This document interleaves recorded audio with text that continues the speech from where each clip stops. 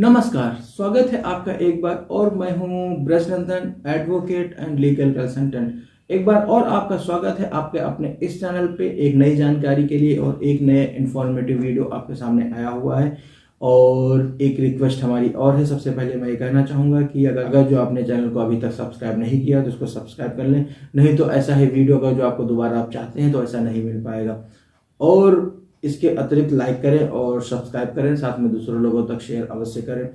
और ये जैसा कि हमारे व्यूवर हैं और सब्सक्राइबर द्वारा ये अक्सर सवाल पूछा गया है, लेकिन समय के अभाव के कारण वो ऐसी जानकारी और ये वीडियो आने में थोड़ी देर हो गई, उसके लिए मैं क्षमा चाहता हूँ। लेकिन उसके लिए मेरा ये प्रयास अवश्य रहता है कि जो जानकारी, जो प्रश्न आपके द्वारा पूछे जाते हैं उनका मैं समाधान कर सकूं। ये प्रयास रहता है। लेकिन उस प्रश्न का जवाब या उसके आधार पर जो वीडियो देने में थोड़ी देर अवश्य हो जाती है। तो जैसा कि ये हमारे व्यूवर ने जो प्रश्न पूछा है, बहुत ही इंटरेस्टिंग फैक्ट है और बहुत ही काम की जानकारी है, जो बहुत लोगों की आवश्यकता होती है, लेकिन समय के अभाव में या समय रहते उनको जानकारी नहीं हो पाती है। उनकी समस्या कैसे निपटी जाए और उस समस्या का हल कहाँ से निकले। क्योंकि अगर जो आपकी कोई जानकारी नहीं हो पाती है, अगर जो आप कहीं लेमैन बन जाते हैं, तो जाहिर से तौर पे दूसरे से मदद लेनी पड़ती है, दूसरे के पीछे चलना पड़ता है कि भैया आप बताएं अब आप मुझे क्या करना चाहिए। तो ऐसी स्थिति में अगर जो आपको जानकारी नहीं रहती है तो उस जानकारी के अभाव में दूसरे लोग फायदा उठाते हैं।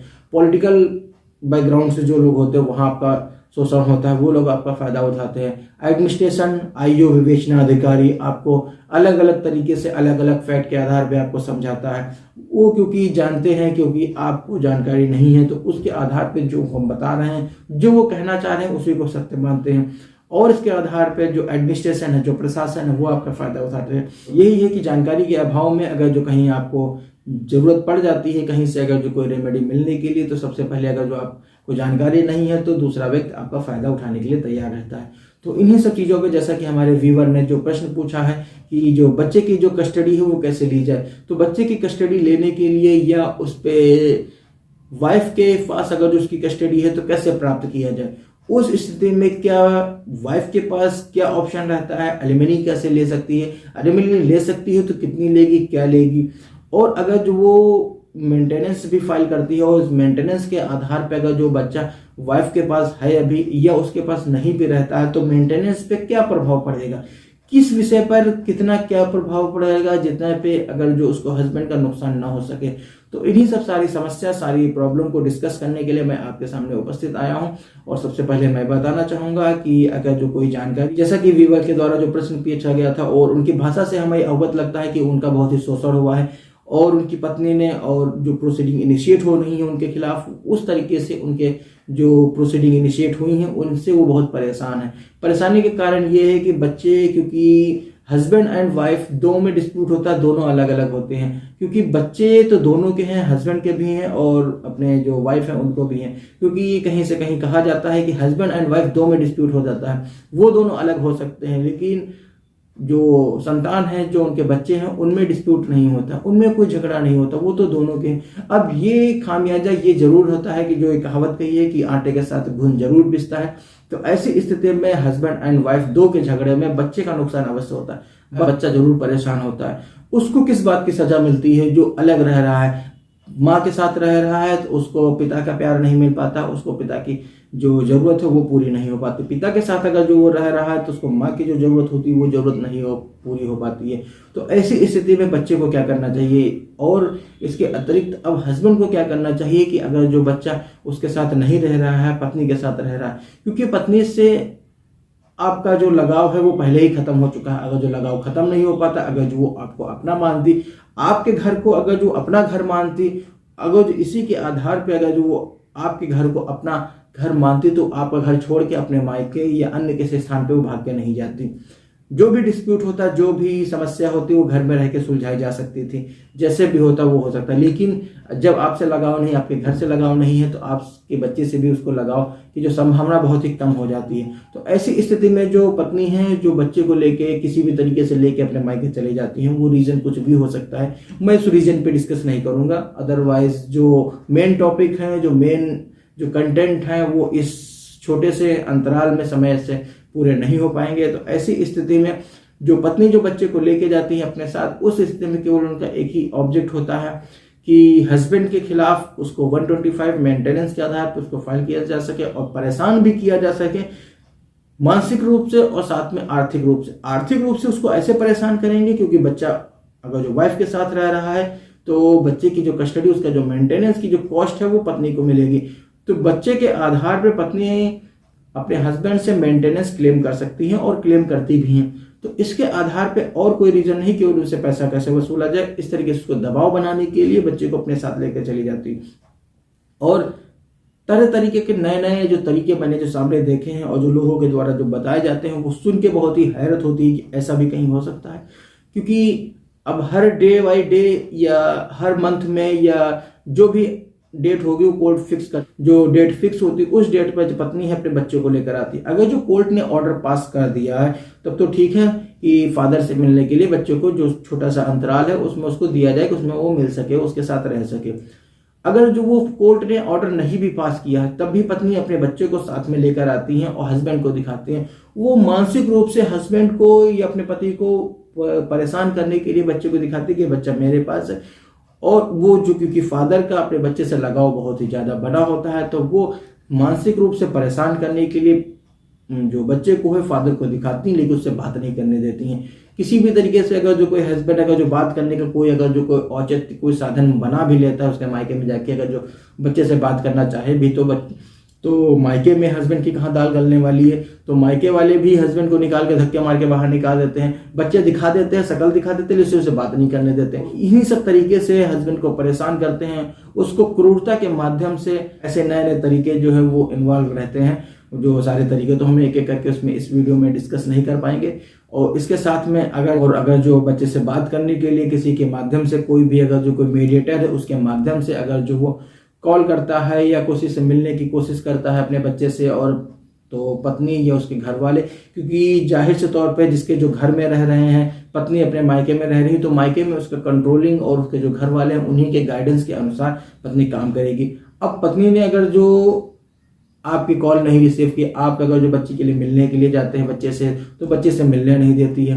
तो इस तरीके से वो कई तरीके से आपको मानसिक रूप से परेशान करने के लिए और परेशान करने के इरादे से आपको मानसिक रूप से दबाव बनाती है। लेकिन इसमें एक लॉ है और लॉ के अकॉर्डिंग अगर जो आप अपने बच्चे से मिलने भी जाते हैं, अगर जो आप बच्चे को अपने घुमाने के साथ अपने आप रखते भी हैं, तो उस स्थिति में आपको ये बताना चाहूंगा कि फादर के अगेंस्ट अगर जो आपको ये लगता है कि हम बच्चे को अगर जो हम अपने साथ रख लेंगे या उसको हम पत्नी ऑब्जेक्शन करेगी तो हम अपने साथ रखेंगे, तो फिर पत्नी ऑब्जेक्शन करेगी तो मेरे खिलाफ किडनैपिंग के चार्जेस और भी लगा देगी। तो मैं बताना चाहूंगा कि फादर के खिलाफ बच्चे की किडनैपिंग का केस नहीं बनता है। ऐसी स्थिति में ऐसा इसलिए है क्योंकि जो बच्चा है वो अपने फादर के पास है, जो फादर है वो उसके सेफ हैंड है और उसके हाथ में बच्चा सुरक्षित है। उस बच्चे के खिलाफ या उसके विरुद्ध कोई भी अनुचित व्यवहार या कोई अनुचित अपराध नहीं किया जाएगा। किडनैपिंग का केस उस स्थिति में लगता है कि जो व्यक्ति किडनैप करके ले जाए वो उस बच्चे के साथ कुछ अनहोनी घटना, कोई अनुचित अपराध कारित करे।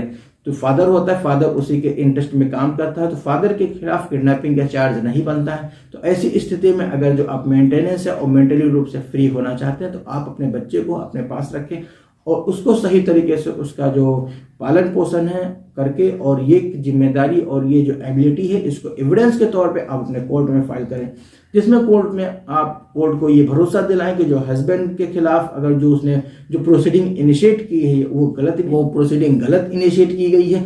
बच्चा हस्बैंड के साथ यानी कि अपने पिता के साथ भी सुरक्षित रह सकता है और पिता भी उसको सही तरीके से उसको पढ़ा लिखा सकता है और उसका जो भविष्य है उसको पत्नी से अच्छे तरीके से उसका उज्जवल बना सकता है। क्योंकि अगर जो ये देखा गया पत्नी के पास अगर जो क्योंकि वो मेंटेनेंस क्लेम करने के लिए आती है तो यहाँ पे वो दो चीजें एक साथ नहीं कर सकती है, उसमें वो फंस जाएगी।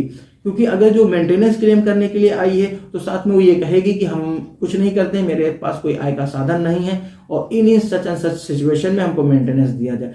जब इस बात को उसने मेंटेनेंस में कह के आई है कि मेरे पास कोई आय का साधन नहीं है, जब उसके पास आय का साधन नहीं है तो वो मेंटेनेंस बच्चे को कैसे मेंटेन करेगी, बच्चे को कैसे वो पढ़ाएगी लिखाएगी? क्योंकि अब वो मेंटेनेंस जब हस्बैंड से मिलेगा तब मिलेगा। इसके आधार पे और इसके विपरीत एक चीज और है, वाइफ अगर जो हस्बैंड से लड़ रही है क्योंकि वो झूठे तथ्य और झूठे बातें एक साथ बोलती है, ये दोनों में कंट्राडिक्शन है, यहीं पे फंस जाती है। ध्यान देने बात वाली ये है कि अगर जो ये सही चीज़ें अगर जो आप कोर्ट के सामने लेके जाएंगे, क्योंकि कोर्ट का आना जाना, वो जो खर्चे होते हैं, मेंटेनेंस मिलने से पहले वो जो वाइफ है वो उसके घर वाले कहीं से भी कुछ भी मैनेज करें वो उसके आधार पे आती है। उसके जो एडवोकेट है, उसकी जो लॉयर की फीस है वो बराबर जाती रहती है, सारे पेमेंट होते रहते हैं, सारी उसकी जो लाइफ स्टाइल है, जो सारे खर्चे हैं वो बराबर चलते रहते हैं। तो यहाँ पर ये देखा गया है केवल हस्बैंड को परेशान करने के लिए बच्चे को अपने साथ रखती है और उसे मिलने नहीं देती और उसके खिलाफ मेंटेनेंस का मुकदमा दायर करके उससे मेंटेनेंस वसूलती है। और इसके खिलाफ एक चीज और है कि अगर जो ये तथ्य अगर जो लिख के आती है कि मेरे पास कोई आय का साधन नहीं है, जब उसके पास आय का साधन नहीं है तो वो बच्चों को मेंटेन कैसे करेगी, एक चीज है। तो इसके आधार पे अगर जो आप हस्बैंड है, हस्बैंड अगर जो अपने बच्चे को अपने साथ रखना चाहते हैं तो वो रख सकते हैं। अगर जो बच्चा हस्बैंड के साथ रहता है तो उस बच्चे का जो मेंटेनेंस का कॉस्ट है वो वाइफ को नहीं मिलेगा। तो इसके आधार पे उसका जो मेंटेनेंस का जो अमाउंट है वो काफी कम हो जाएगा, क्योंकि उसको जो मेंटेनेंस मिलेगा वो उसी के शेयर का मिलेगा। अगर जो बच्चा उसके साथ नहीं रह रहा है तो बच्चे का जो मेंटेनेंस की जो कॉस्ट है वो हस्बैंड से वाइफ को नहीं दिलाई जाएगी।